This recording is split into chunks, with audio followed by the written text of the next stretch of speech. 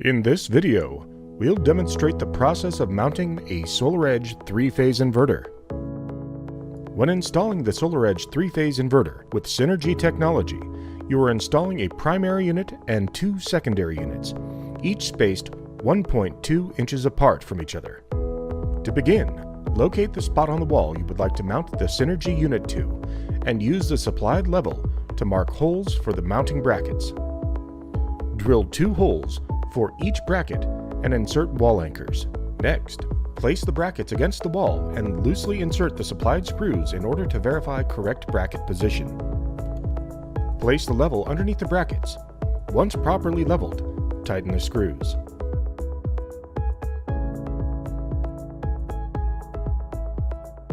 For additional mounting strength, you can install a third screw at the top of each bracket.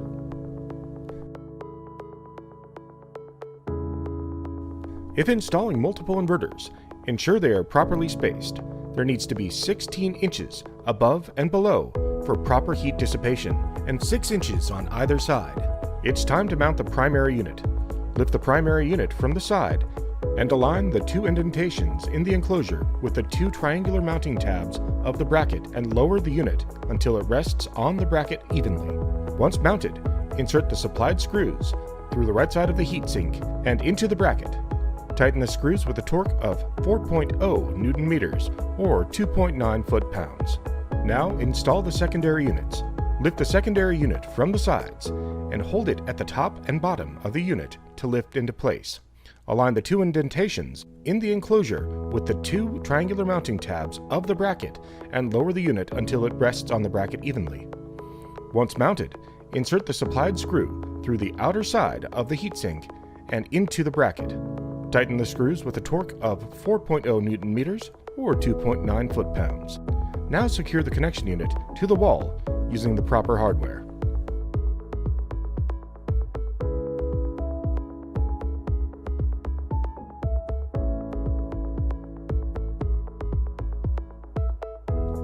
Now connect the connection unit AC, DC, and communication cables to the secondary unit connectors.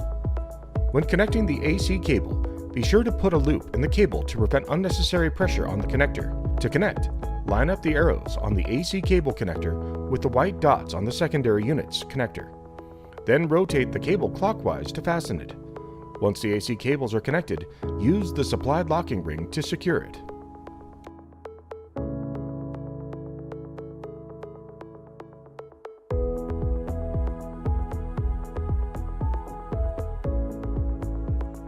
You're all set.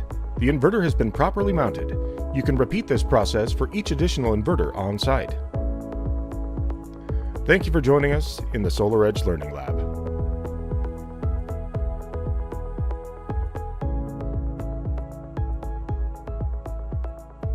Thanks for joining us today. Please be sure to subscribe to our YouTube channel for more helpful videos.